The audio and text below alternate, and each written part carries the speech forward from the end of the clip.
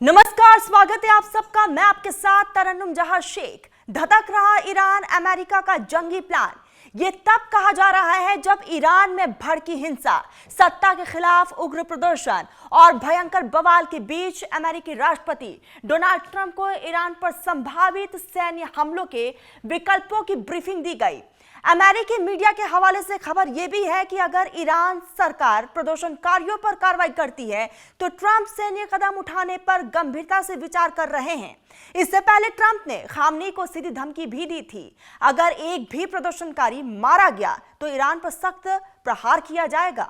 हालांकि खामनेई ने ट्रंप की धमकी को नजरअंदाज कर प्रदर्शनकारियों पर सख्त कार्रवाई के आदेश दे दिए। ईरान में हिंसा फैलाने वालों को देखते ही गोली मारने का यह आदेश दे दिया गया। और इस बीच दावा यह भी किया जा रहा है कि हिंसा में अब तक 200 से ज्यादा लोगों की जान जा चुकी है। सवाल है कि क्या अमेरिका अब ईरान पर हमला करेगा? क्या ईरान पर अमेरिका का कहर बरपेगा?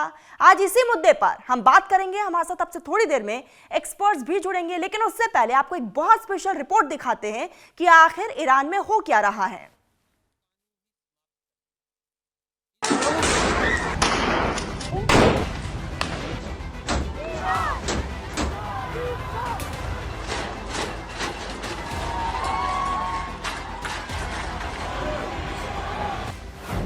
क्या ईरान में विद्रोह अमेरिका की साजिश है?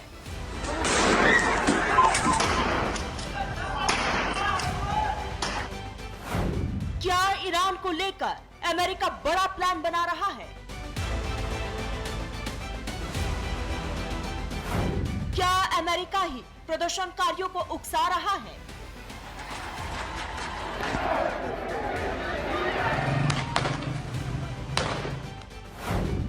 क्या आज ईरान पर अमेरिका हमला करने वाला है?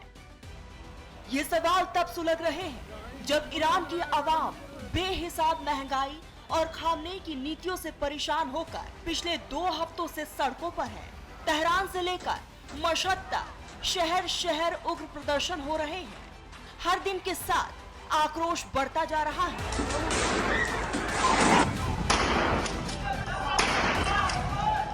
ईरान की सड़कों पर आवाम और सुरक्षा बलों के बीच जंग के हालात बन गए हैं। प्रदर्शनकारी सरकारी इमारतों में आगजनी कर रहे हैं, खामनेई के खिलाफ नारेबाजी कर रहे हैं, जिन्हें रोकने के लिए ईरान के सुरक्षा बलों ने फायरिंग की।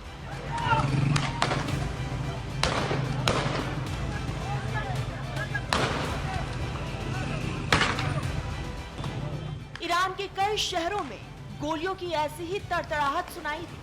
दावा है कि सुरक्षा बलों की फायरिंग 200 से ज्यादा प्रदर्शनकारी मारे गए, 500 से ज्यादा प्रदर्शनकारी घायल हो गए, जिससे नाराज अमेरिकी राष्ट्रपति डोनाल्ड ट्रंप ने खामनेई को एक बार फिर सीधी चेतावनी दे दी थी कि अगर आगे किसी भी प्रदर्शनकारी को मारा गया तो अमेरिका ईरान पर हमला करेगा।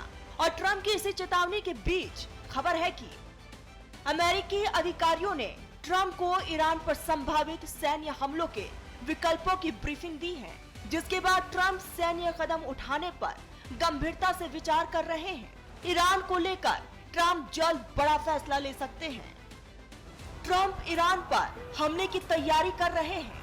हमला कैसे करना है इसका खाका तैयार कर रहे हैं। साथ ही उन्होंने खामनेई को धमकी दी है कि अगर ईरान में प्रदर्शनकारियों को मारा जाता है तो अमेरिका उन्हें बचाने के लिए आगे आएगा।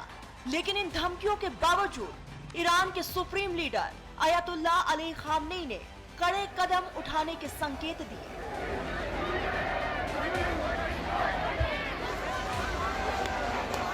खामनेई ने विदेश एजेंट के इशारे पर हिंसा फैलाने का आरोप लगाते हुए प्रदर्शनकारियों को कुचलने के लिए ईरान के सुप्रीम लीडर ने सख्त रुख इख्तियार कर लिया, प्रदर्शनकारियों पर सीधा प्रहार किया। साथ ही ईरान के अटॉर्नी जनरल मोहम्मद मोहाइदी आजाद ने चेतावनी दी कि प्रदर्शनों में हिस्सा लेने वाले किसी भी व्यक्ति को अल्लाह का दुश्मन माना जाएगा। इस आरोप का मतलब ईरानी कानून के तहत मौत की सजा है। जो लोग दंगाइयों की मदद करेंगे उन्हें भी इसी आरोप का सामना करना पड़ेगा। लेकिन ईरान की इस चेतावनी और प्रदर्शनकारियों को कुचलने के लिए की जा रही सख्ती पर अमेरिका भड़क उठा। अमेरिकी विदेश मंत्री मार्को रूबियो ने प्रदर्शनकारियों का समर्थन करते हुए सोशल मीडिया पर लिखा, अमेरिका ईरान के बहादुर लोगों का समर्थन करता है। राष्ट्रपति ट्रंप के साथ खेल मत खेलो। जब वो आपसे कहते हैं कि वो कुछ करेंगे और किसी समस्या का समाधान करेंगे तो उनका मतलब वही होता है। इशारा साफ है कि अमेरिका जल्द ईरान पर हमला कर सकता है और इसके संकेत अमेरिकी राष्ट्रपति डोनाल्ड ट्रंप ने भी दिए हैं। ट्रंप ने सोशल मीडिया पर पोस्ट कर लिखा, ईरान आजादी की तरफ देख रहा है जो पहले कभी नहीं हुआ। अमेरिका मदद के लिए तैयार है। अब सवाल है कि क्या ईरान पर हमले के लिए ट्रंप प्लान तैयार कर चुके हैं? क्या ट्रंप आज रात ही ईरान पर हमला करने वाले हैं, जैसे ईरान के परमाणु ठिकानों पर हमला किया था? क्या वैसे ही खामनेई पर हमला करेंगे? Bureau report, news India.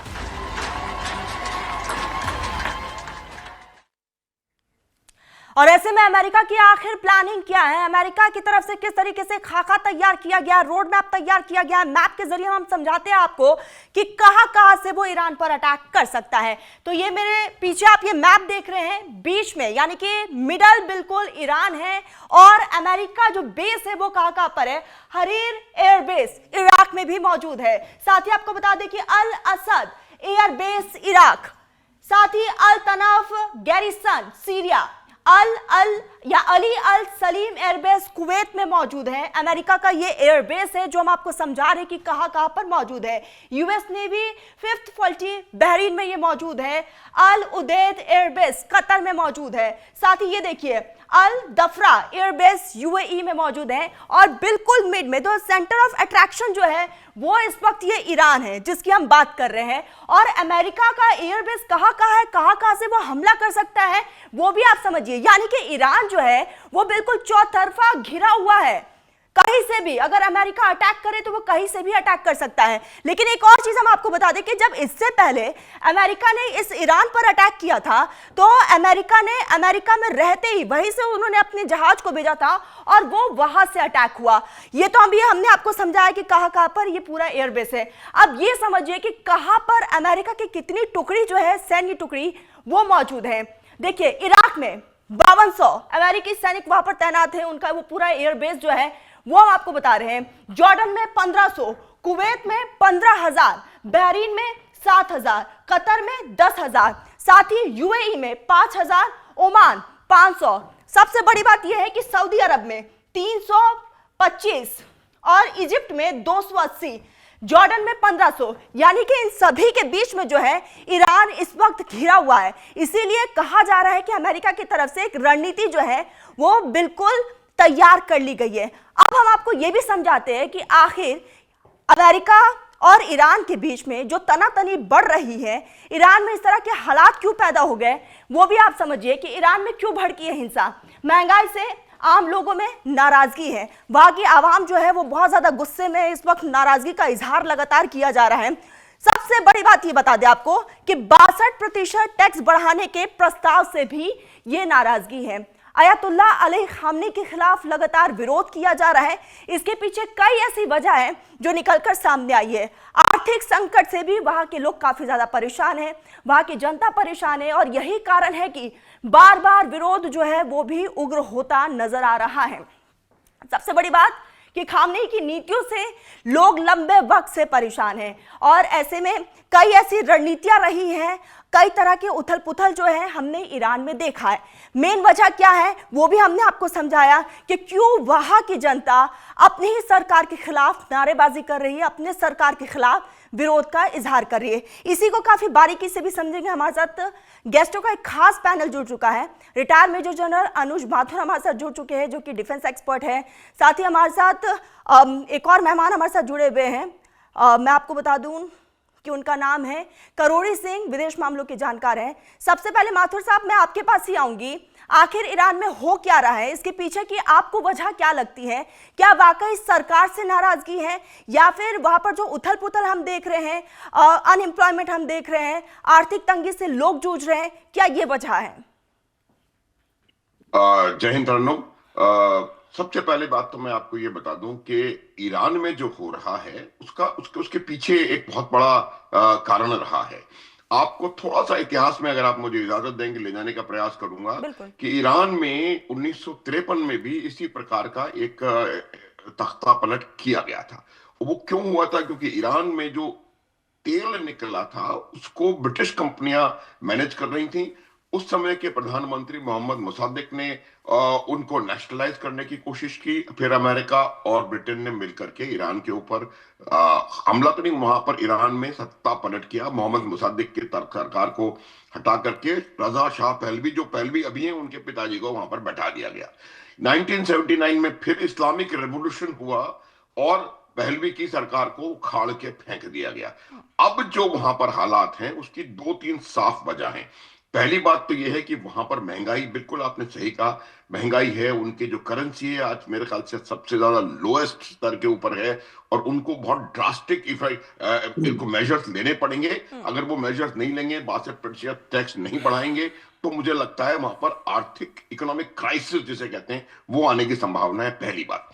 दूसरी बात, जो आज की जनरेशन है, ईरान की पॉपुलेशन को आप देखिए, जो आज की जनरेशन है वो जिस प्रकार से इंटरनेट और इलेक्ट्रॉनिक रिवॉल्यूशन आया है आज की दुनिया में, उससे कहीं ना कहीं इसके ऊपर असर पड़ रहा है, और उनको पता पड़ रहा है कि दुनिया में, बाकी दुनिया में क्या हो रहा है। तो इस वजह से वहां के लोगों में आक्रोश है। ईरान की भी पॉपुलेशन बहुत यंग पॉपुलेशन है, 35 वर्ष का कंट्री कहा जाता है ईरान को। तो वो जो पॉपुलेशन है उसके ऊपर इस बात का असर पड़ रहा है। और तीसरा, सीधा सीधा मेरे हिसाब से जो इनकी समस्या है वो ये है कि अमेरिका यहां पर इंटरवीन करने की कोशिश कर रहा है। जहां हर उस जगह पर, आपने इतने अच्छी तरह से एक्सप्लेन किया, उसमें दो चीज और मैं ऐड करूंगा। अमेरिका के जो डेल्टा फोर्स के जो जो जो कमांडोज हैं वो तैयार हैं। यूरोप में उनको ऑलरेडी उतार दिया गया है। डिएगो गार्सिया में B-2 बॉम्बर्स के बिल्कुल रेडी स्टेट में वो वहां पर तैयार हैं। तो अमेरिका वहां पर जाकर के इंटरवीन करने की कोशिश कर रहा है। आज परिस्थिति आप देखें तरुण, कि पूरे मिडिल ईस्ट में बदलाव आ रहा है, लेकिन जो सऊदी अरब में और यूएई में बदलाव हमें नजर आ रहा है वो टॉप टू बॉटम बदलाव है। आप वहां के जो जो जो जो शासक हैं वो उस बदलाव को इफेक्ट में ला रहे हैं, जबकि ईरान में जो हो रहा है वहां का शासक वही का वही क्रूर रेडिकलाइज्ड माइंड है, और वहां की जनता परेशान होकर के बॉटम टू टॉप वो वहां पर जो जो हरकत शुरू हो गई है, और वहां की जनता बाहर निकल करके आ गई है। लेकिन इसको कहीं ना कहीं हमें देखने की जरूरत है कि कहीं ना कहीं कोई और ताकत इसको फ्यूल करने की कोशिश कर रही है। लेकिन सबसे बड़ी बात यह है, हालात खराब हैं, और खास करके दिसंबर 2025 के बाद से आर्थिक संकट के खिलाफ ये प्रदर्शन लगातार जारी है, और मुझे लगता है कि कुछ ना कुछ यहाँ पर कोई इंपॉर्टेंट चेंज हमको देखने को नजर आएगा। एक बात बताना चाहता हूं कि अमेरिका को मिलिट्री इंटरवेंशन से में परेशानी होने की संभावना है। ईरान वेनेजुएला नहीं है, ईरान गाजा नहीं है। ईरान एक बहुत पुरानी सभ्यता है, उनकी बहुत ताकतवर आर्मी है, जिसका वो प्रमाण जून के हमले के युद्ध के दौरान दे चुके हैं। किस प्रकार वो अभेद्य कही जाने वाली इजराइल की एंटी मिसाइल दीवार को भेद करके और सैकड़ों मिसाइलों से उन्होंने इजराइल के ऊपर हमला किया था। तो वहां पर इतना आसान अमेरिकी और इजरायली फोर्सेस के लिए नहीं होगा। इस बात का प्रमाण हम जून में देख चुके हैं। तो मुझे मेरा ये मानना है यानी कि कुल मिला के कई ऐसे कारण हैं। बिल्कुल आऊंगी मैं आपके पास, करोड़ी साहब मैं आपके पास ही आऊंगी, क्योंकि हमने इससे पहले देखा कि इजराइल और ईरान के बीच किस तरीके से तनी रही, उसमें भी अमेरिका की एंट्री हो जाती है। इस वक्त जो ईरान में हालात बने हुए उसमें भी कहीं ना कहीं अमेरिका सेंटर ऑफ अट्रैक्शन में है। क्या लग रहा है वहां पर जो कुछ हो रहा है उसके पीछे वाकई अमेरिका है? देखिए तरुणम, जितना मेरे में इतिहास का भाव है और राजनीति की समझ है, उससे एक चीज बिल्कुल स्पष्ट है कि दुनिया में जहां भी ऊर्जा का स्रोत रहा है और जहां भी नारकोटिक्स पैदा होते रहे हैं, वहां हमेशा केओस रहा है, वहां लड़ाइयां होती रही हैं। तो मिडिल ईस्ट में सोर्स ऑफ एनर्जी है। जब कोयले का सोर्स यूरोप में था तो यूरोपियंस आपस में बहुत लड़ते थे, और अब यहाँ जो एनर्जी का सोर्स है, ऑयल है, उसकी वजह से दुनिया के सब देश यहाँ अट्रैक्ट हो रहे हैं। तो ऐसी स्थिति में आज की जैसी मिडिल ईस्ट की स्थिति है वो एक केओस की स्थिति है। लेकिन फिजिक्स में हम पढ़ाते हैं कि केओस में भी एक पैटर्न होता है। तो जो मिडिल ईस्ट में केओस है उसका पैटर्न क्या है, इसको कैसे समझें। देखिए, अमेरिका केवल ईरान को ही नहीं चैलेंज कर रहा है, अमेरिका ने ऑलरेडी ISIL में सीरिया में स्ट्राइक कर दिया है अभी। और इसके साथ साथ जो कुर्द्स हैं वो जो सीरिया में हैं उनके वहाँ लड़ाई चल रही है, और सीरियन आर्मी ने कुर्द्स को अलेप्पो से हटा के अच्छा करोड़ी साहब, एक चीज और समझेंगे, क्योंकि इस वक्त हम देख रहे हैं कि ईरान जो है चौतरफा घिरा हुआ है। क्या कोई ऐसा ममालिक है, कोई ऐसा देश है जो ईरान के सपोर्ट में आ सके? देखिए, इस समय वहां रीअलाइनमेंट जिस तरह का हो रहा है, एक तरफ UAE इजराइल के इनडायरेक्टली, तो डायरेक्ट तो नहीं है लेकिन इजराइल के लगभग नजदीक है, दूसरी तरफ UAE है, टर्की है, ये एक साइड में है, और ईरान एक इस समय अरब कंट्रीज में तो आइसोलेटेड है, लेकिन ईरान जैसा जनरल साहब ने बताया अपने आप में बहुत ही पुरानी सभ्यता है, बहुत स्ट्रॉन्ग कंट्री है। अगर अमेरिका वहां इंटरफेरेंस करता है तो ईरान का नेशनलिज्म जैसा 12 दिन की लड़ाई में पिछले जून में हुआ था, राष्ट्रवाद फिर से स्ट्रॉन्ग हो जाएगा। लेकिन जो वेस्टर्न मीडिया जो सूचनाएं दे रहा है, मुझे लगता है कि वो ज्यादातर प्रोपेगेंडा है। प्रोपेगेंडा इसलिए है कि ईरान में इंटरनेट पे बैन लगा रखा है, टेली कम्युनिकेशन पे बैन लगा रखा है, तो उनके सोर्स कितने रिलायबल हैं वेस्टर्न मीडिया के, एक तो ये इंपॉर्टेंट चीज है।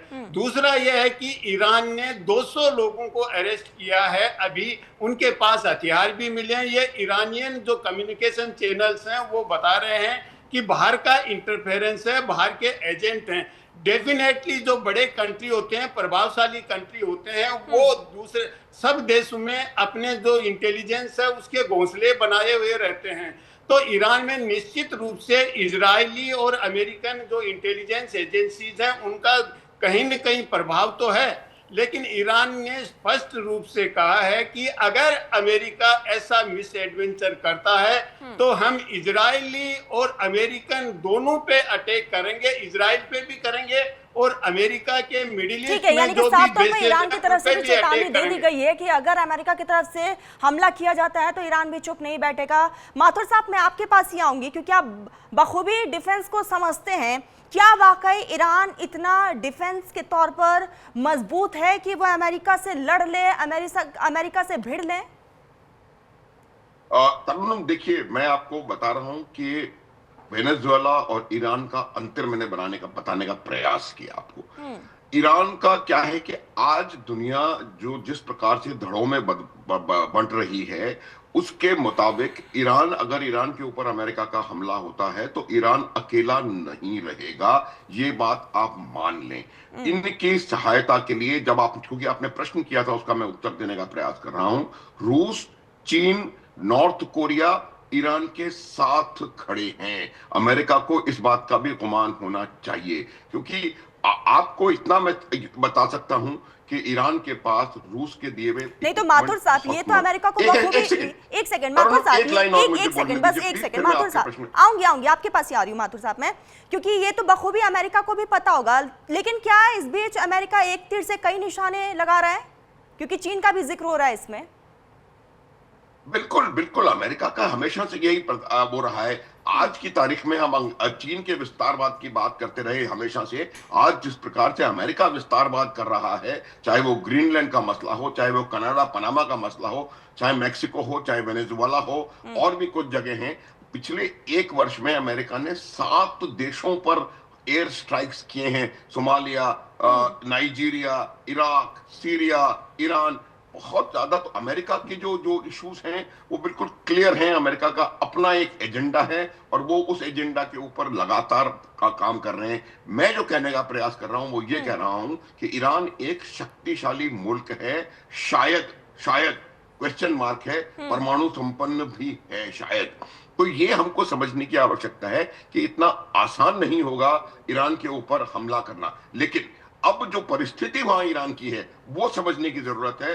आर्थिक रूप से ईरान टूट की कगार पर है। और अगर आर्थिक संकट बहुत ज्यादा बढ़ जाता है तो ईरान के अंदर जो आंतरिक समस्याएं हैं, वो जो मैं बताने की कोशिश कर रहा था कि उनकी बॉटम टू टॉप इशू उभर करके सामने आ रहा है, उससे अमेरिका पूरी तरह से तैयारी करके बैठा हुआ है। लेकिन जिस प्रकार की ताकत आज रूस के वॉर एफर्ट को ईरान के ड्रोन फ्यूल कर रहे हैं, आप देखें ईरान के कितने ड्रोन जो हैं और रूस ने यूक्रेन की लड़ाई में प्रयोग में लाए हैं। इसका मतलब ये है कि ईरान के पास जो है उनकी मिलिट्री जो शक्ति यानी है कि वो कुल मिलाकर काफी- ईरान हाँ, को हम कमतर हाँ, नहीं आंक सकते हैं।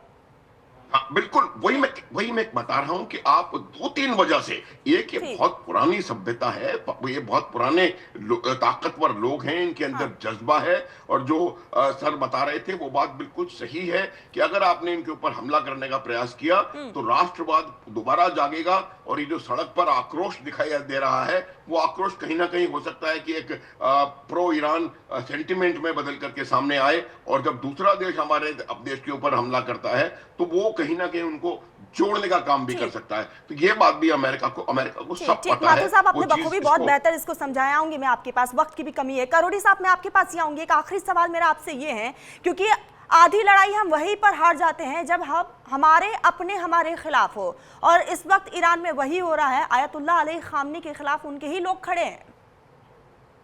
देखिए तरुणम, ये होता है, लंबे समय तक कोई शासक होता है तो जनता की नाराजगी हो जाती है, लेकिन ईरान जैसा देश है उसमें बाहर का कोई हस्तक्षेप होगा तो वो यूनाइट हो जाएंगे, क्योंकि बाहर के हस्तक्षेप को वो बर्दाश्त नहीं करेंगे। और फिर अनुज जी ने जो बताया चाइना और रशिया, देखिए अभी अमेरिका की कूटनीति ये है कि वो जो वेनेजुएला में किया या ईरान में कर रहे हैं, वो चीन और रशिया से डायरेक्ट लड़ नहीं सकता। और वेनेजुएला है वो चाइना को तेल दे रहा था, रशिया के नजदीक था, ईरान रशिया और चाइना के नजदीक है। तो जो चाइना और रशिया के अलाई हैं वो उन पे स्ट्राइक करना चाहते हैं, तो वो सोचते हैं कि चाइना और रशिया इससे कमजोर हो जाएंगे और अमेरिका के कंपटीटर नहीं रहेंगे, अमेरिका के सुपर पावर स्टेटस को चैलेंज नहीं करेंगे। बिल्कुल करोड़ी साहब, और ये बात अमेरिका को भी समझना होगा कि आप ईरान को इस तरीके से कमतर नहीं आंक सकते। ईरान का अगला कदम क्या होगा वो भी बेहद अलग होता है, जिसका कभी कोई अंदाजा नहीं लगा सकता। करोड़ी साहब, माथुर साहब, आप दोनों ने अपना बहुत कीमती वक्त न्यूज इंडिया को दिया, बहुत शुक्रिया आप दोनों का। फिलहाल बुलेटिन में बस इतना ही। आप देखते रहिए न्यूज इंडिया।